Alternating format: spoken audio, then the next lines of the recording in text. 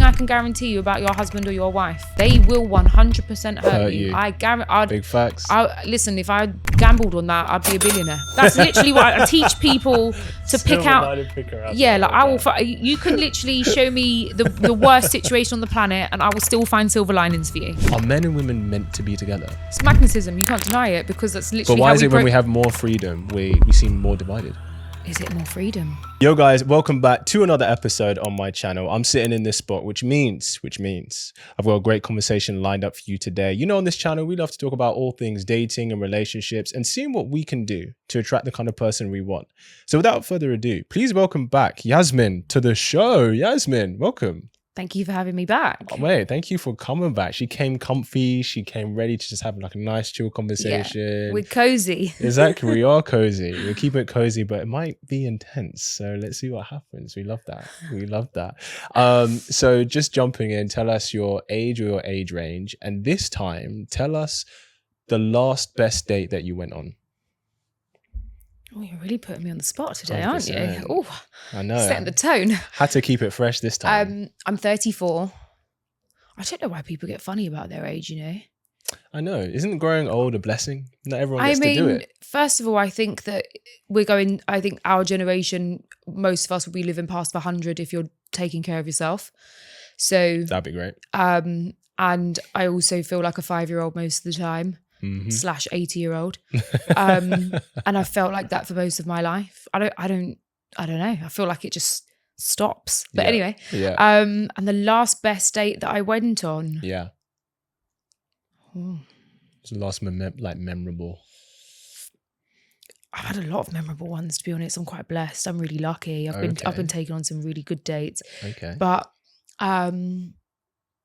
I don't know if it was technically a date, but I was spending time with someone that took me to a really beautiful sunset, really lovely dinner. And then I went back to the house and watched an interesting movie with them. Oh, that sounds like a date. I think it was a date. That sounds like a date. I think it was a date. I mean, was he being tactile with you? And it was a date. Yeah, come on. It was a date. That's a romantic date. Yeah, that's it was. Like it was beautiful. And the sunset was sensational. Oh, wow. Yeah. How much does that play a part to your affection towards someone because obviously he didn't make the sunset, but he was like, hey, let's go see a sunset and share this experience together. Does that give more of an affinity towards them? Like, are you like, oh, I'm so like, I enjoyed the sunset with this person, or you're like, oh, wow, I just enjoyed the sunset? I think it depends on the person that you're with, right? But in that particular instance, I enjoyed it with him. Yeah. But I can think of the time that I spent in Bali, I really haven't dated or spent time with men in that capacity much at all. But I remember a few years ago when I was first in Bali, there was a guy that I went on a date with, and we went on one date, and I was very keen to get off the date.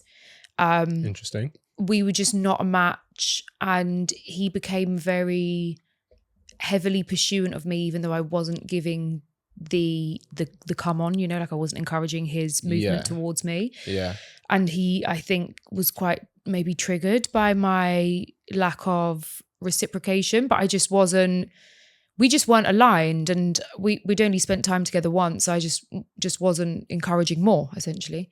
And he took me to a sunset, and that one, I just enjoyed the sunset. You just enjoyed this? Yeah, that one I just enjoyed. He's not a bad guy, just not my guy, Yeah. Wow, these people in Bali, that's sunset's like a way of culture in Bali. So like it's really normal in Bali, where particularly if you're staying somewhere like Canggu, it's a really like common thing to do, where because they don't have any time change. You know how here we have like daylight savings, and so does America because we have more seasons. Yes. In Bali, and I think also in places like Thailand, but in most parts of Asia, it's not the same. The sunset is always between sort of a 20-minute period throughout the whole year, which is around 6:30. So a lot of people will finish work, and then like if you're working from home or a cafe, and they'll go to the beach for sunset. So it's kind of like a part of the culture in a way. Oh, that's interesting. Oh, that sounds pretty beautiful when you put it. It is. For sure. And so it's so funny because on the way here, just before I left the house, I did a little microdose. I've been making my own microdoses. As you know, I facilitate a lot of plant medicine ceremonies and microdosing to help people deal with all sorts of things like anxiety and just general mood and whatnot. Yeah. So I did a little microdose before I left the house. And on the way to you, I was on the train and the sunset was so unbelievable. I just got off at Waterloo and I just stood there and looked at the sky for a couple of minutes, and it was all kind of like different colours. I've just got a real affinity for nature. And I think like we're all connected to nature, but some of us prefer the ocean, some of us prefer the woods, some of us prefer 100%. the forest, the mountains, whatever. Yes. And so I think that I really like that this particular person knows that I like this kind of stuff. I can tell that he's paid attention to the details of things that I like. So it's the fact that he knows what I like and then wants to give me that is what I'm drawn to, I suppose, if that answers your question. Yeah, of course. Do you prefer it whether a guy takes note of what you like and then he makes an effort in that space, or he makes an effort in that space because that's naturally him and it happens to be what you like? What actually means more to you?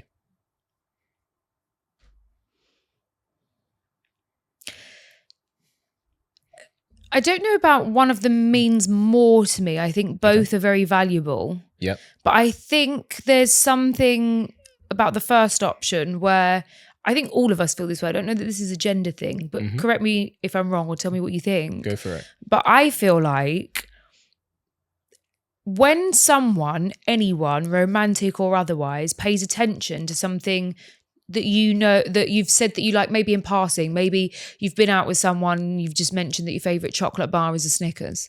And then the next time they see you, they bring you a Snickers. It's like a love language, isn't it? It's like, I was paying attention to what you said or what you did. Yes. I noticed that you like something or that you need something, and I provided it for you. And I just think that's something very special, regardless of how big or small the thing or the experience is. Yes. I think that we live in a society today where there is a lack of attention. You know, like the kids come into the room, you're scrolling on your phone or you're busy answering an email, or, you know, you're eating dinner but you're watching TV. You're not taking the time to enjoy the food. You know, if you think back in previous times, I'm not religious, but I appreciate this particular part of Christianity, and I'm sure it exists in other religions too, where people sit down and say grace before they eat their food, right? Now, I don't think you need to be religious to be able to sit down and appreciate the fact that you're having a meal. 100%. But I love the fact that Christianity, you know, encourages that kind of gratitude. And I think it's the same when we're with people. You know, it's like, God forbid, you know, husband and wife or couple, whoever, are sitting on the sofa and maybe eat their dinner together and they watch TV and they're just sort of doing their own thing. And of course, that's life. Like, it happens. We're in our own worlds whilst we still live together and whatnot. Yeah. And then the next day, maybe one of them passes away unexpectedly, and you think, I wish I could just go back to that hour. Yes. And I would have just held you, or I would have told you how I feel about you. And I think there's a lot of not paying enough attention in the moment, like not enough being present. Am I making sense? You are making sense, 100%. Let me know what you think, because I feel like when you're in the moment, that's when time passes. So when time's flying, it's like, oh, it's because I've been in the moment so much. Whereas when you're like sitting like, okay, I'm here, you're thinking about being present, which might mean you're actually not present. Does that make sense? Yeah, like the body's there, but is the mind, is the heart. Do you see what I'm saying? Yeah. But I completely get you. I think that's why meditation and things like breath work have taken such a big explosion in sort of like mass culture in a way, which is, I don't even know if it's mass culture, but it's creating time to be present. Yes. And so one of the things that I actually teach a lot of my clients and speak about quite often with people is making your life into a meditation. Because lots of people talk to me about meditation. I think I mentioned it to you last time that I've been meditating since I was 3. I've been doing pranayama, which is a form of breath work, since I was 3. And I think meditation has become such a movement because we're actually more disconnected in our day-to-day lives than ever. And I think that really shows in our relationships, romantically for sure. Yeah. But also like with our children, when you actually look at the studies and the effects that it has on children when parents are sitting there scrolling on their phone, it actually really causes a lot of problems for children. Even just children being exposed to blue light. And listen, I'm not condemning it, because I've got no idea what it's like if you've got 3 kids running around. I'm sure, you know, putting them in front of the TV is like a lifeline at some point. So I'm not saying it as a criticism. I'm just saying that when you look at the research and you see some of the information that's available to us about, you know, the exposure to blue light and the effects that it has on how the brain works and the effects that it has on children when you're scrolling on your phone and you're giving more attention to your phone than you are to the child when they're in your presence. Obviously, that's going to have if that's having an impact on children, it's going to have an impact on your relationships with your partner as well. Yeah. So one of the things that I like about, or one of the things I notice when I go on dates or spend time with anybody, not just dates, is how engaged are you with me? You know, are you sitting there scrolling on your phone? Are you paying attention? And also it's different for everybody, right? Like I had an ex-partner that part of his job was to be on his phone, right? Like he had like a recovery company. So if you break down, you call his business and they'll come recover your vehicle. Yeah. So he runs the phone line. That's his business. That's how he earns his money. It's not a problem for me. I don't mind because he's also very engaged when he spends time with me. And so it's about having a level of understanding about what that person needs to do on their phone. I spend hours on my phone because I work on my phone. Yeah. You know, like my screen time's more than 10 hours a day, pretty much every day. Yeah. Because if I'm on the phone for 4 hours with 4 clients in a day, well, that's 4 hours. Then I've got all the admin to do, and all the other things. Then what if I watch a podcast while I'm cooking? You know, that's the 10 hours. It goes quickly, right? 100%. And I think that, you know, phones are great; they serve purpose. But like everything in life, there's duality, right? There's a double-edged sword, and so it is something I look for in all of my relationships, romantic and otherwise. Like, how engaged are you when you're present with me, within reason as well, right? When you live with someone, there's different boundaries and different barriers because you see each other all the time when you're in that space. You develop a daily routine of when you need to check your phone, etc. I've heard of this about people being on their phone on dates. Is that a thing? Because it's not a thing that I experience. It wouldn't be something that I would accept because I wouldn't do that. If I'm carving out time particularly when you're early dating, right? Yeah, 100%. It's different if you're married and you're on date night and it's like, honey, I've had an emergency at work. I've really just got to deal with this. Yes. That's also different because you're letting somebody know, like, we've had an emergency come up. Give me 15 minutes. Let me just sort this out and I'll be right back with you. 100%. No problem. Yeah. But it's not a standard that my standard would not allow that. No, personally. I find it so weird because I've heard it come up a few times of people like, they were on their phone. I'm like, how though? Because like you're with this person. It's funny where I'm exactly the same, as in, you know, especially if I'm spending time with like a partner of mine. Obviously, if we don't live together, I'm like, cool, this is our time. Yeah. Right. You've carved out that time to spend with that person and they have with you. So if you respect one another in the time, then you want, and also if you like that person, you want to get to know them, you want to bond, right? Yeah. You want to enjoy being with them. For me, when I go on a date or I'm dating someone or I'm seeing somebody that I really enjoy, like that's kind of like my downtime. Like I rejuvenate when I'm with that person. I know it's not the same for everybody because we all rejuvenate differently. 100%. But for me personally, like me spending time in that masculine presence and feeling kind of like taken care of in certain ways and taking care of and nourishing him in other ways, it makes me feel good. It recharges me. Or why would I want to give that up to look at my phone screen? I would not. Unless we're doing something together. It's different if we're doing something together on the phone. That's different. Sometimes I've done this where like I'll do like an attachment style quiz with someone on the phone. That's really fun. I love doing stuff like that, like playing games together. That's cool. 100%. It's like or like the 12 personality types. Yeah. That kind of stuff's fun, right? Yeah, 100%. But that's an activity you're both doing together. Exactly. It's an engagement. So it's not the same thing. Yeah. So many people are struggling in relationships today, right? Mm-hmm. Relationships are struggling or people are struggling to find connection, right? How much do you think is because of the environment we're in today, and how much do you think is because people are lacking in comparison to previous generations, lacking intention, lacking understanding? I think both things are big factors. Yep. And I think there's more to it. I was thinking about this on the way here. I could feel it. That's why I asked it. The intuition is coming out strong. Piscean. Wow. I'm going to have to make my own mushrooms at this point. Who knows? I can hook you up with some of that. That's all good. I'll take it. So what I would say is, okay, I remember my grandfather. Was it my grandfather or my grandmother saying this? So my grandfather was born in like 1914. So, you know, and I was his youngest daughter's child and she had me at 34. So he was really Wow. old when I was a child. So Yes. I got a really wide variety of like stories, and he fought in World War II. And he would tell me how when he was like a young man, it would be exciting to see the flash of a woman's ankle. Because everybody was so much more covered up. Yeah. Right. And so I remember, and that, bear in mind, he's telling me this when I'm like a young teenager, like 12. Yes. So I was 12 in 2012. What? Wait, what? Hang on. No, 2002. Sorry. Think about that. I was like, you were thinking, no, that makes you really young. No, so I was 12. I was thinking you were born in 2000. I was like, wait, what? I'm so confused. No. So I was 12 in 2002. Okay. And so even back then, like the way that we dress was so different. So I think that when you take into account that every aspect of any type of energy that exists on this planet, there's so many things you can get into, right? You could get into OnlyFans. You can become a fisherman. Yeah. Like there's so many worlds within the world, Yes. so many energies that many of us won't ever tap into in our lifetime. Very true. Like playing the piano, playing the guitar, like these are different worlds, even though they're both in the music world, right? All of these worlds are ever evolving and changing. Nothing is ever stagnant. Stagnancy is not an energy that exists in the universe. Like quantum physics wise, stagnancy is not a real thing. So if you feel stagnant, it's because you're not evolving at the same pace as the universe.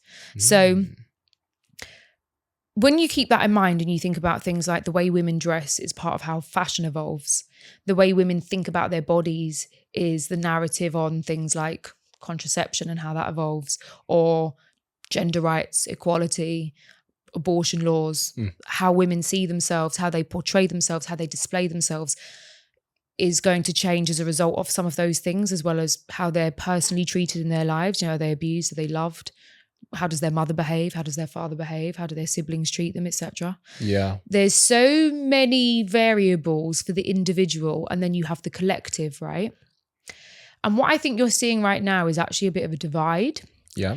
I think you're seeing a lot of people move more towards now some of those traditional values. I think it went so far the opposite way, where there was like this freedom and free for like, we can all be equal and we can all just have casual sex, blah, blah, blah, blah, blah. Yeah. Fine.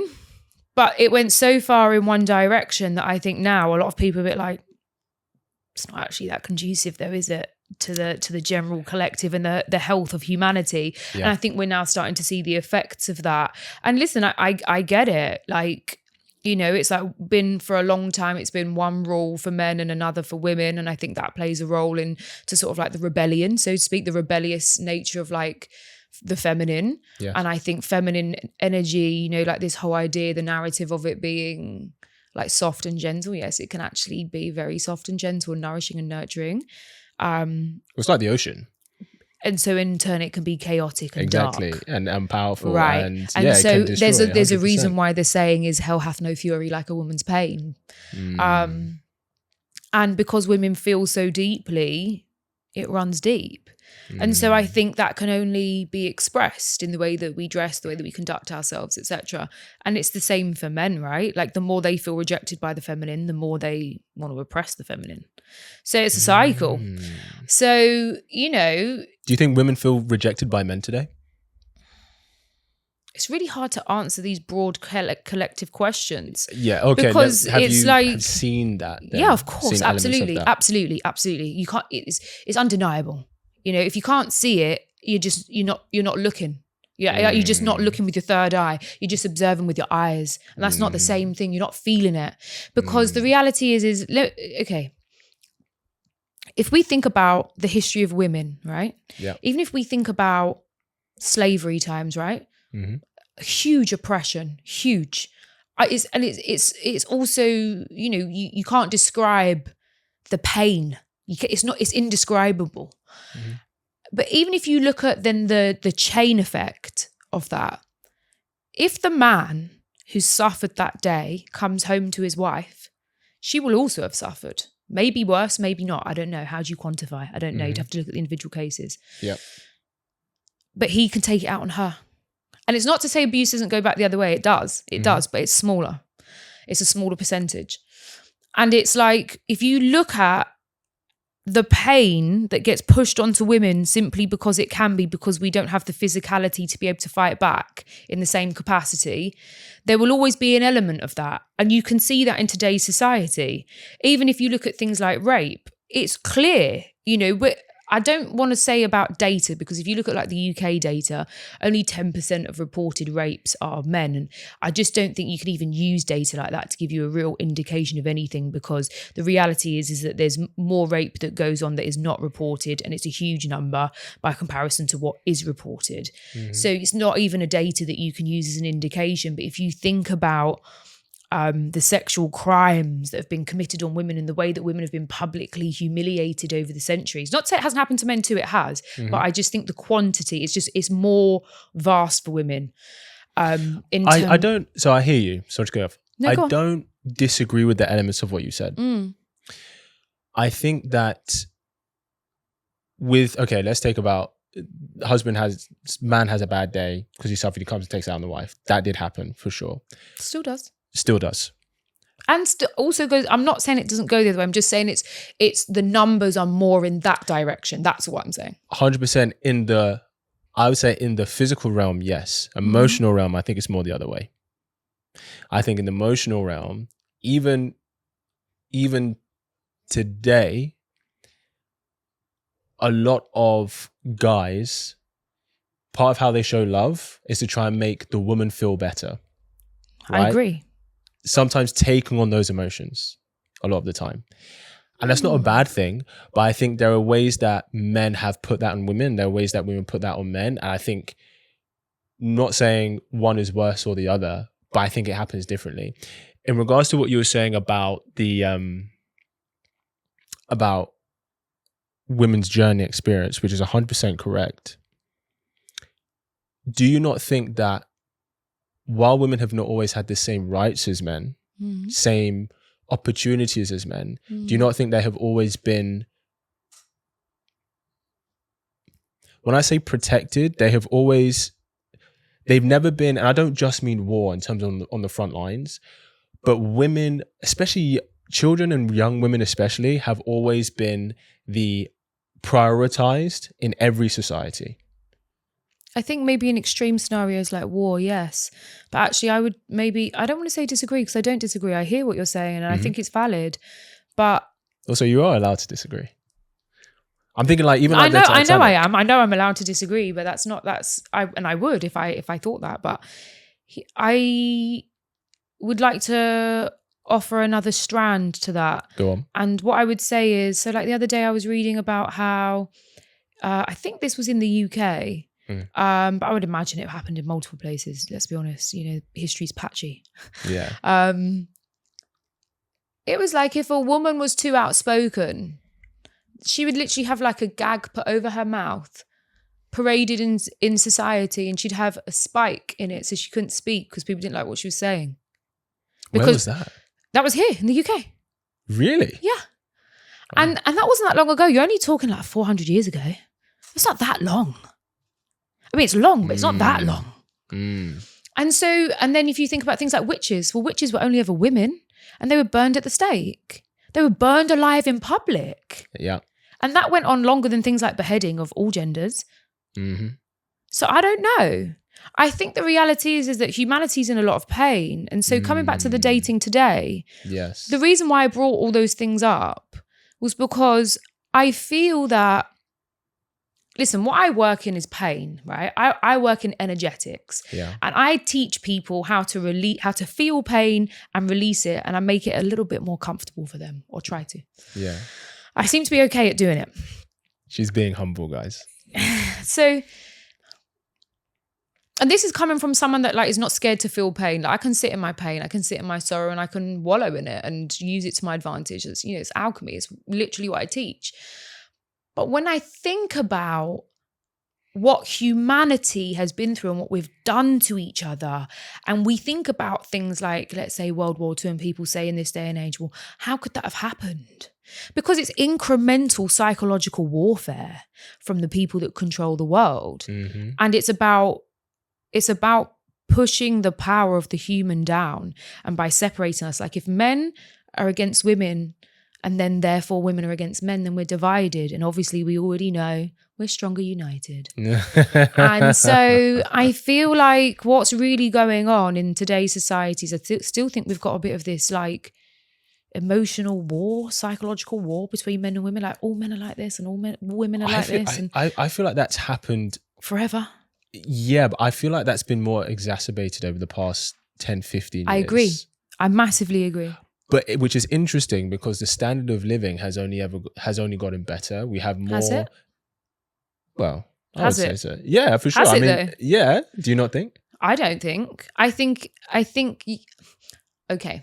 I think we're just how we describe I always standards. move in grey because I think that there is no black and white, right? Like, for every argument, there's a counter argument. If you can take the most positive thing in the world, there'll still be a negative to it. It's just sure.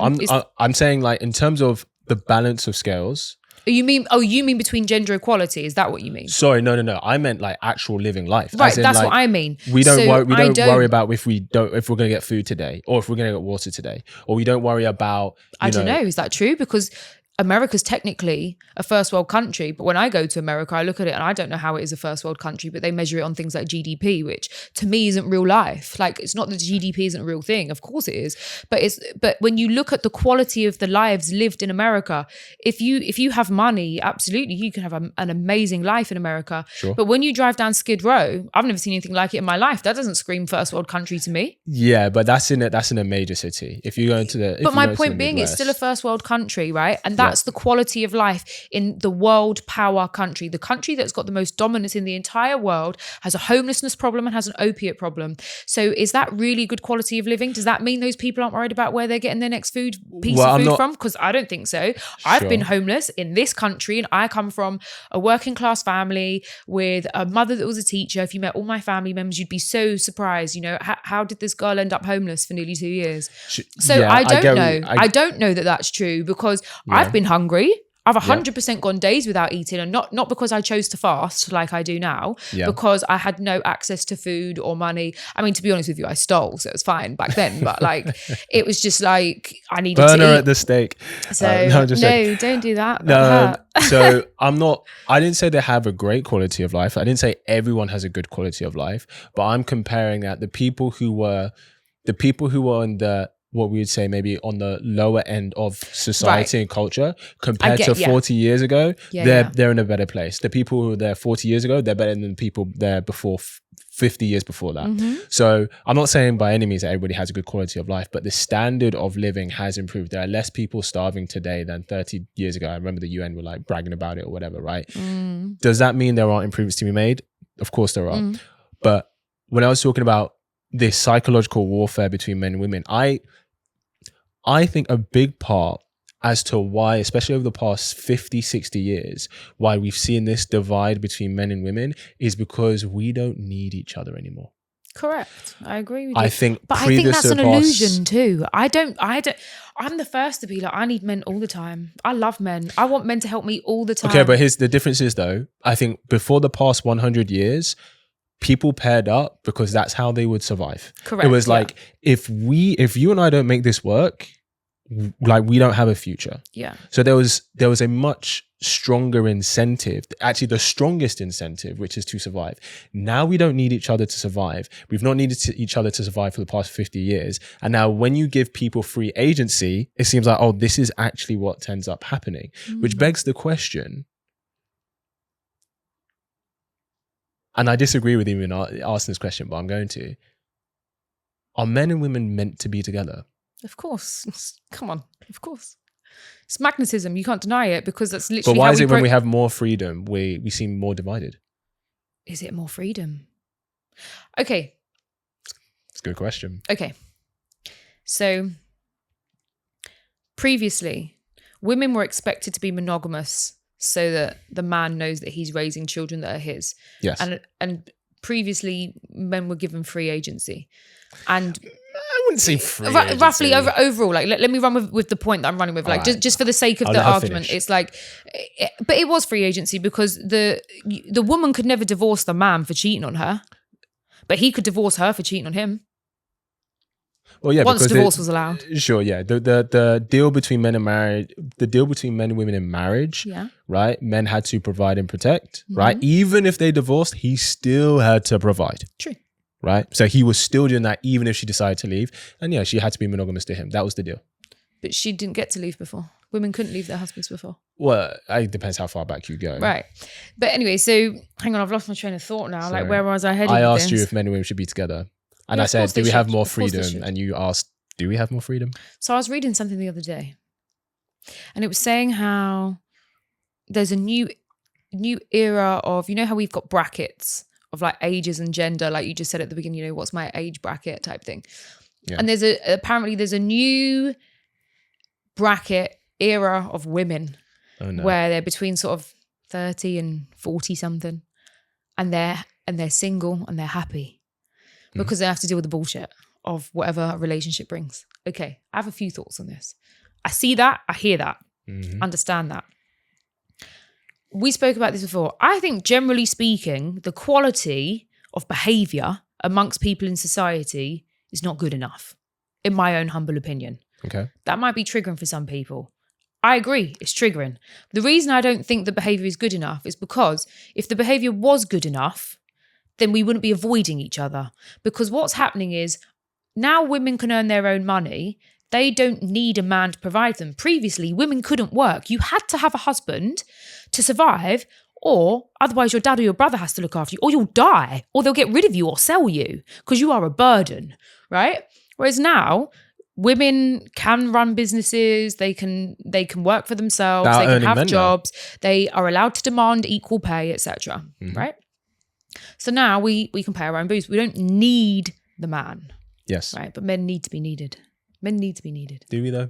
Yeah, they do. Psychologically, look into it. Men need to be needed. They need to feel Why needed. do you? We all do. We all. Okay, right. So if we look at, if we go into psychology, right, there are layers to everything we experience, right? So when someone is emotionally triggered by something, there's layers to it. So when you feel left out of your friends doing something without you, or your girlfriend doesn't text you back for 8 hours and you feel rejected, yeah, that's really what the root is. The root is a fear of rejection, a fear of abandonment. You're looking for the reassurance. reason why we all have those rooted wounds, right, and we'll never ever get rid of them, they'll never be fully healed, it's not possible, is because if you go back into our tribal era, if you were pushed out of your tribe, you would die. Yep. You would literally die. So that's why it's so deep rooted within us to have a fear of rejection, a fear of abandonment. And underneath those wounds, I brought this up in the last pod that we did, is I am not good enough. And there is truth to that in some ways, right? It's like if someone beats me up and I leave them, it's absolutely true. Your behavior was not good enough. Yep. Right? It doesn't mean you as an individual is not good enough, but it means that you now need to, if you want to have healthy relationships, you might want to go and look at that and go and apply yourself to managing your anger and your emotions and how you communicate. And I think what a lot of people are doing in this day and age, correct me if I'm wrong, but from what I see, from what I observe, and it's kind of natural, so I'm not condemning it, but we're all very focused on improving our own experience. I want a man that ticks this, this, this, and this box, and I want a woman that ticks this, this, and this box, or I want a partner. Cool. But what's their experience with you? So people are so focused on this is what I want to experience. And that's good. You need to have that clarity so that you choose well, right? Because choosing your spouse is the most, in my opinion, the most important decision you'll ever make in your life. I agree. And so you should have high standards. But in order to meet those high standards and have that caliber of human being in your life, you need to be very conscious of people's experience with you. So one of the things that I've been thinking about a lot recently in terms of my own, like reviewing myself, is like when people are communicating with me, I want them to enjoy the experience. I want to give them an experience that they enjoy. And I also want to leave them better than I find them. Now, I'm a human being too, and I'm going to have bad days too. So I can't possibly do that 100% of the time. It's not possible to operate like that all of the time. But when you have that level of mindfulness, you can probably do it a majority of the time, right? Yeah. And also just having that intention is a good way to move forward with your life. I think, right? I think that if every single person on the planet said, today, I'm going to conduct myself in a way where I would like to be mindful that everybody that communicates with me has an enjoyable experience. Within reason, obviously, if someone throws a knife at your head or something, like, cool, I understand you might not want to hug them. Yeah. But you know what I'm trying to say, hug right? from you. I want everybody to have a positive experience when they communicate with me. Yeah. And positive can look different in different scenarios, right? So if everybody moved like that, just imagine what that would be like. And I think people are so caught up in like, this is what I want to experience. And that's fine. But also, agree. what experience are you offering?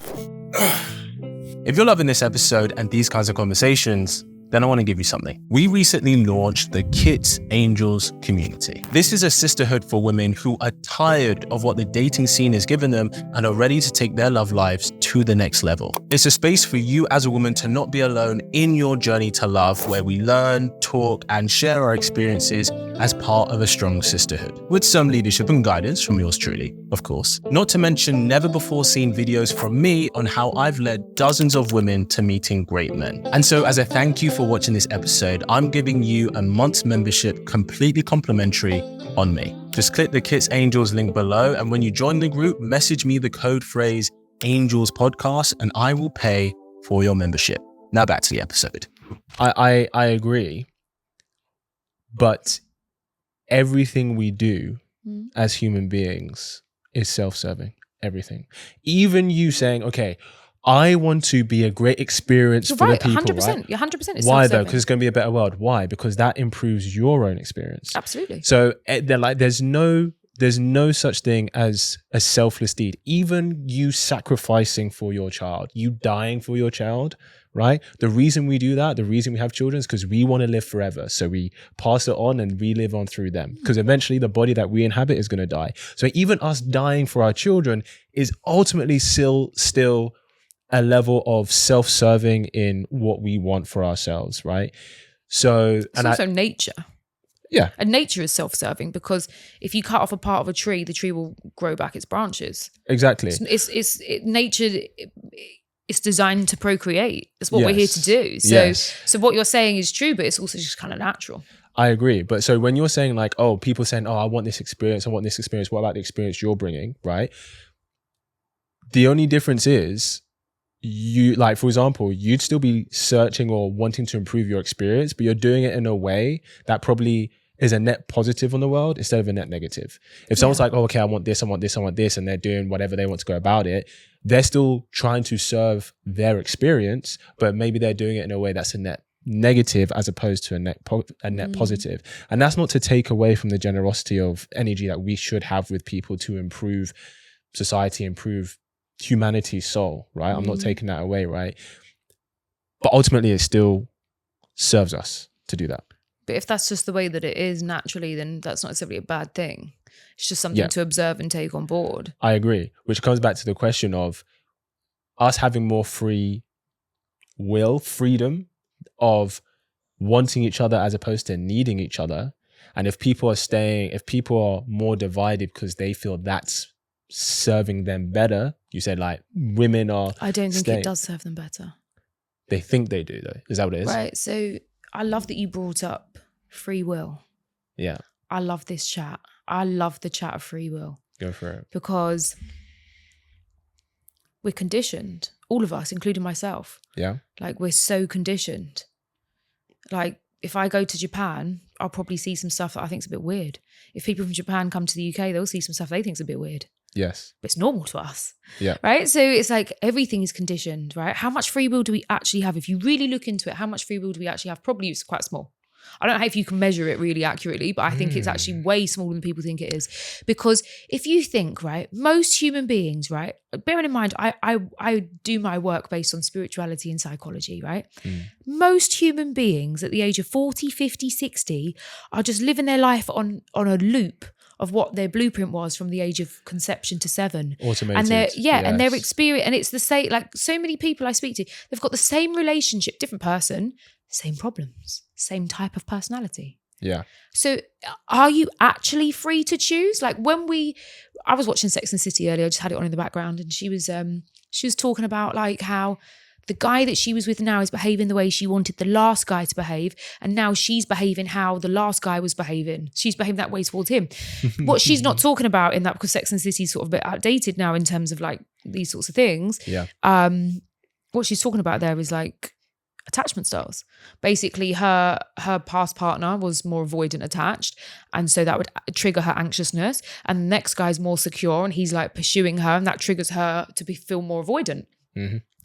And so it's like we are programmed.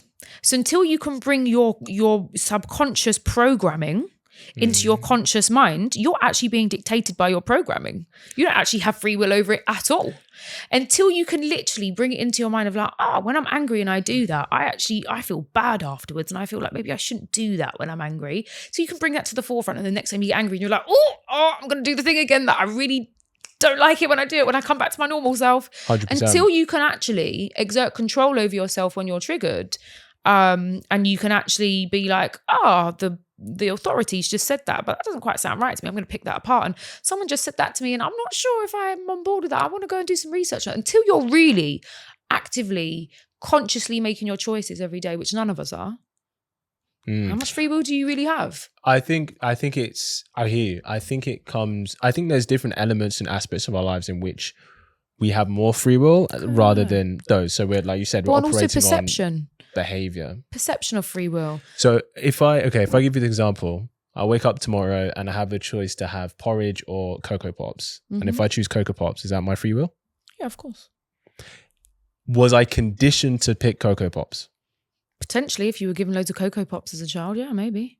Or maybe you go for the Cocoa Pops because it's sugarier and you've got a sugar addiction because you had loads of sugar as a child and you can't break your addiction to sugar. In which case, is it free will or is it your addiction? And we all have addictions because, look, I mean, listen, all the coffee shops that we've got in the world, all the Starbucks, the Costas, they're just like legit drug dealers. It's the same thing. It's all addiction. Like people that say that they can't get through the day without 5 coffees, you're an outright addict. Yes. I'm not condemning it. I'm just saying that's what it is, you know? And so it's like, it's my free will to drink coffee. No, it isn't. It's not your free will because you can't stop. You know, it's the same, you know, it's interesting to me how depending upon the substance, you get more judgment. Like coffee's okay because it's legit and it's legal and it's considered something that helps you get more done because we live in this society of like, get stuff done, which is nuts. But if you're a heroin addict or a crack addict, like, you're a terrible person. Or maybe you've just got so much pain you've never been taught how to deal with it, actually. I mean, I wouldn't say if someone goes, you're a heroin addict, you're a terrible person. They would just say that you have a problem. I don't know. I think this is a different subject. Any addiction is a problem, for sure. Yeah, but I think there's a lot more condemnation for depending upon the substance that you are addicted to. I hear that, for sure. I think there are some substances that have stronger influence than others. Absolutely, yeah, that's undebatable. Yeah, do you know for what sure. I mean? There's one thing I want to ask you. I want to get your thoughts on it, and it's something that someone said to me years ago that I want to know what your thought is before I say mine. Do you think every choice we make is political? Can you rephrase that for me? Like, what do you mean when you say political? So for example, let's take me having porridge or Cocoa Pops. Yeah. If I choose porridge, whether I want to or not, I'm making a statement that porridge is better than Cocoa Pops, at least in this moment. I don't agree. Okay, cool. I didn't agree either. Because first of all, what's better? And also, if you're making a statement, you'd have to be making a statement to someone. So if you're alone in your house, you're not making a statement. You're in that moment, you have a preference of desire and you are executing that, you're manifesting, you're choosing that physical manifestation of consumption. But if there's no one to state it to, it's not a statement, is it? Yeah. Do you think some people choose partners because choosing that partner is a political statement? Yes. Lots of people do that. I think lots of people have tick boxes. Yeah. And they think that's what's going to make them happy. So they do the tick boxes, or they choose someone that they think will make their family happy. There's a lot of people that get married to make their family happy. Oh, it's terrible. It's terrible. It's terrible. They're so unhappy, a lot of them. What's the balance between love and duty for you in a relationship? Can you expand the question a little bit for me? Yeah. Would you ever stay in a marriage are you more likely to, not more likely, what percentage of a marriage, let's say, for you would be the duty you have to the marriage and the promise you made, and then is based on how much you love that person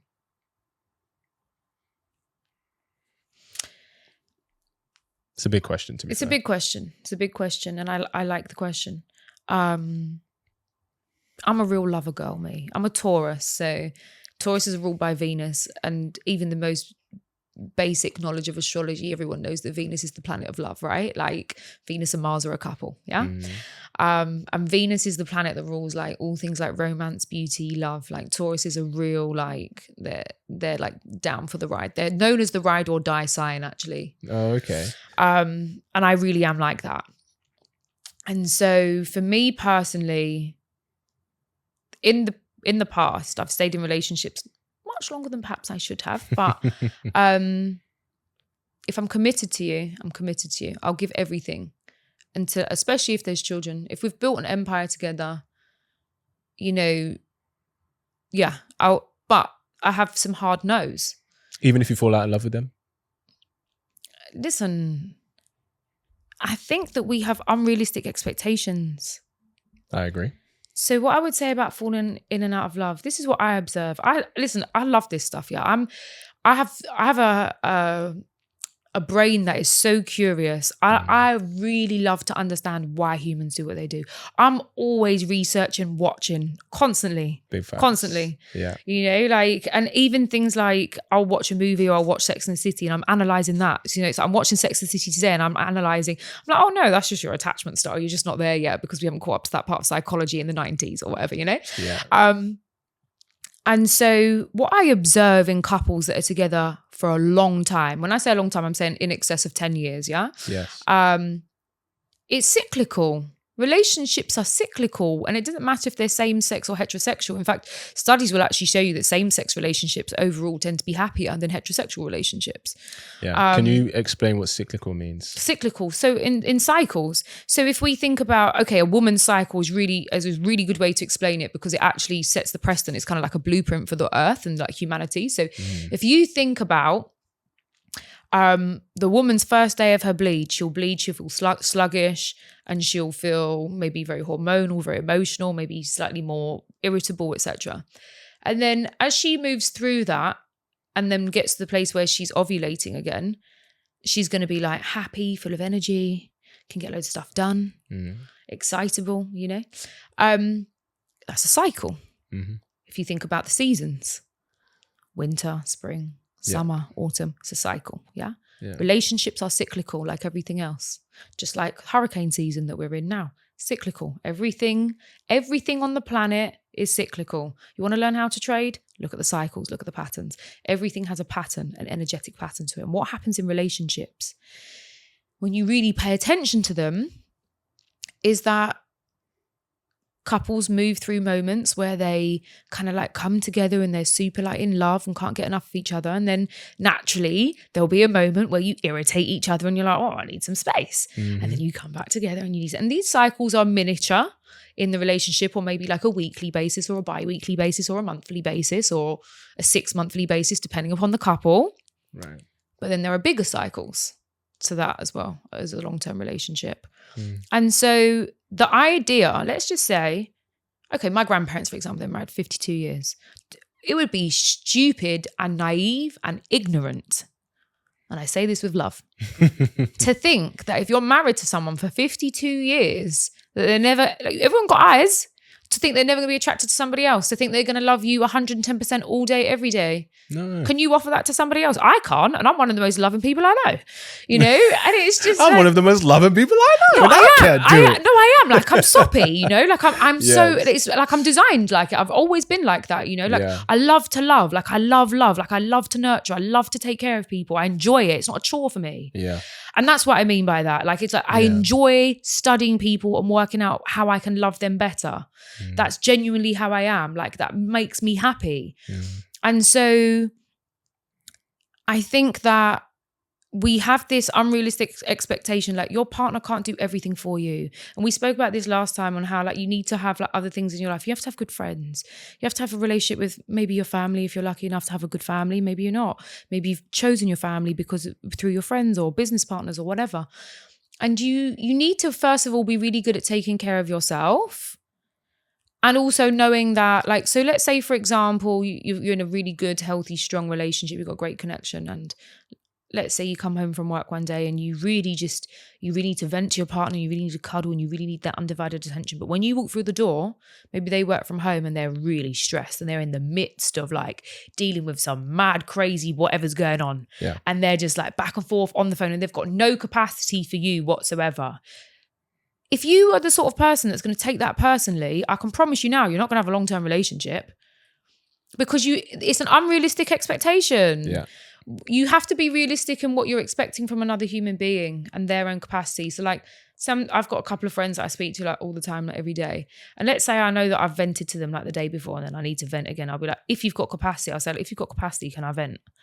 I'll ask. Yes. Because it would be unreasonable of me to expect them to listen to my bullshit every day. Yeah.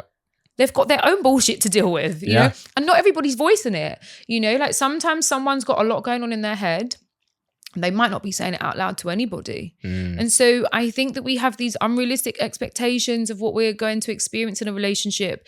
You know, I actually saw this video on Instagram today. It was quite interesting. And I liked it because I thought he's saying some stuff that's going to trigger a few people. Go on. I like it. It was this, based upon his appearance, I would say like a middle-aged white guy.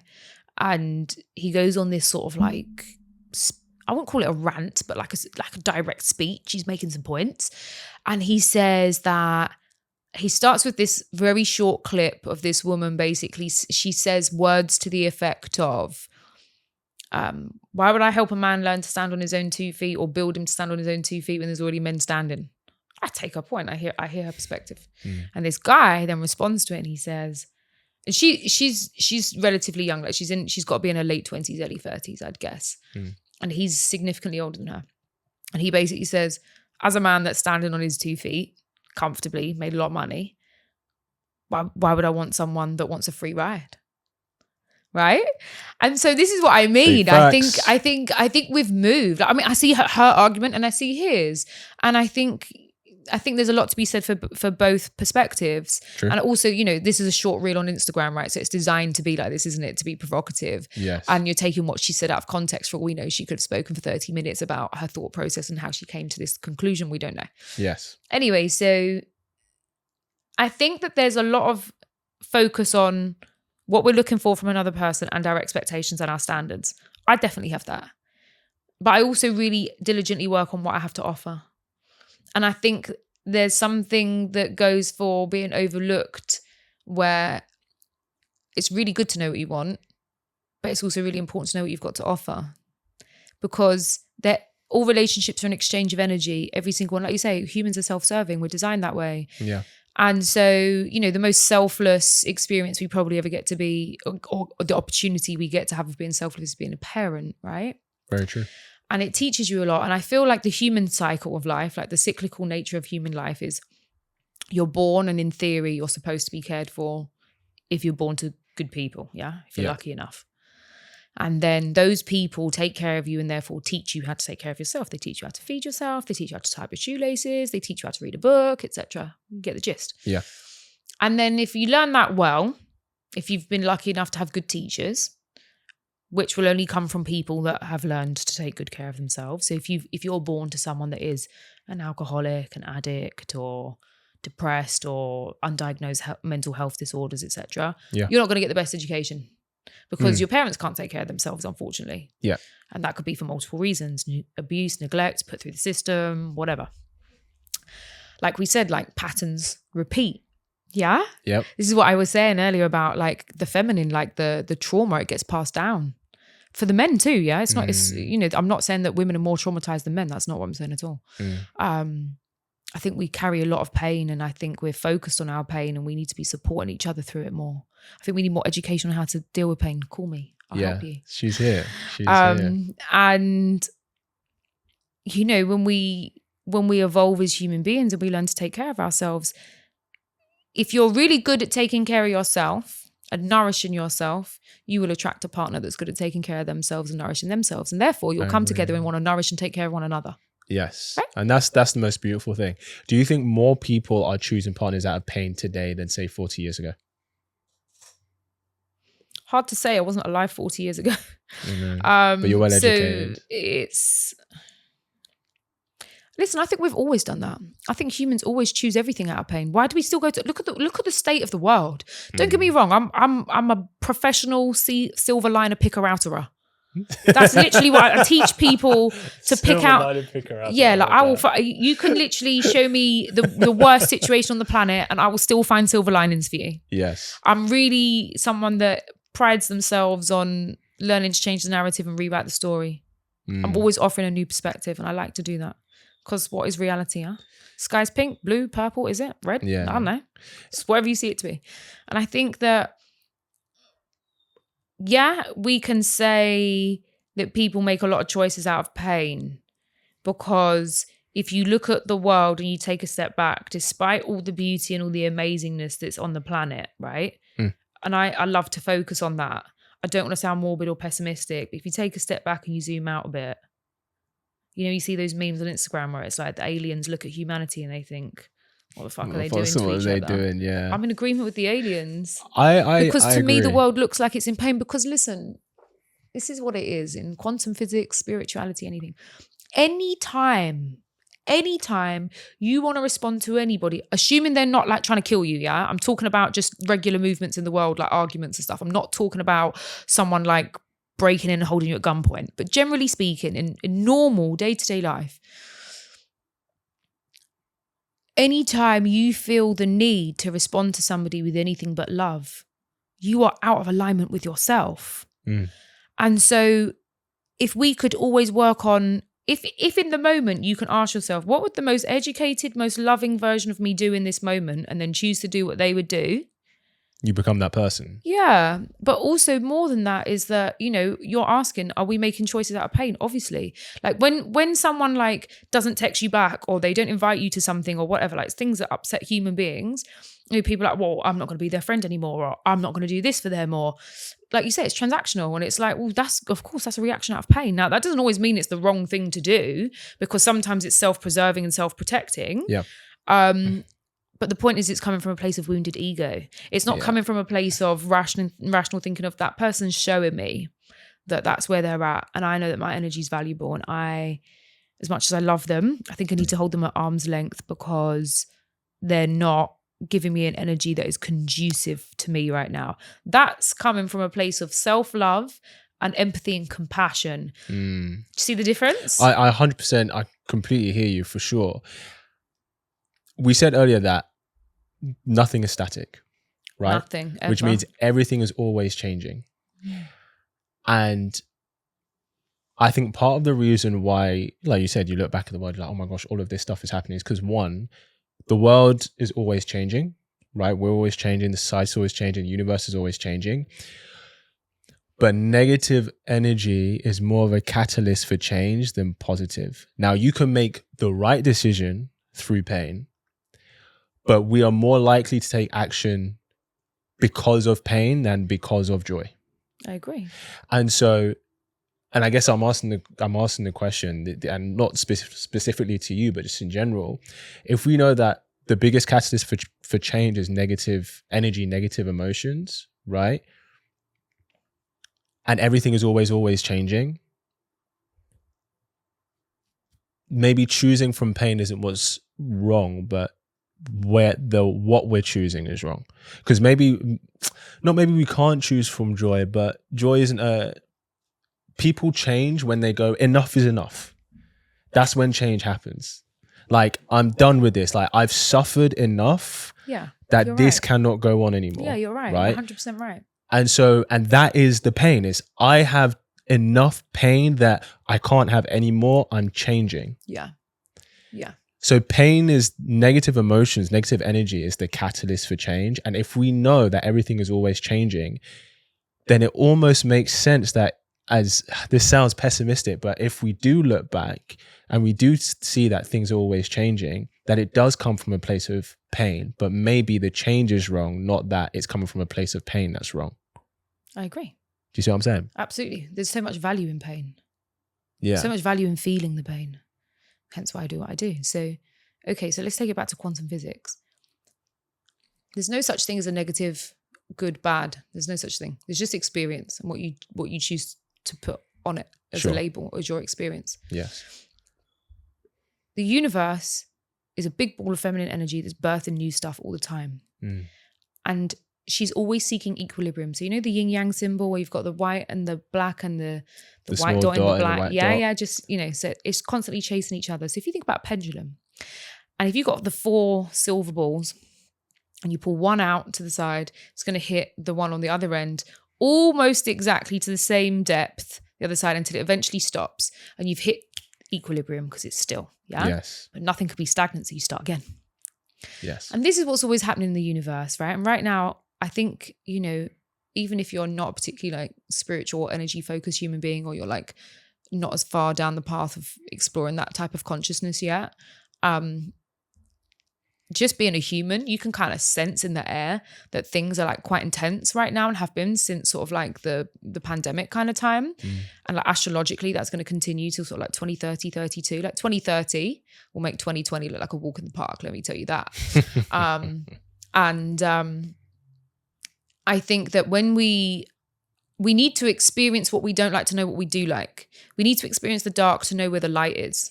Yeah, right? you can't have light. You can't have dark, light and rainbows and butterflies all day, every day. It's just not how it works. Yeah.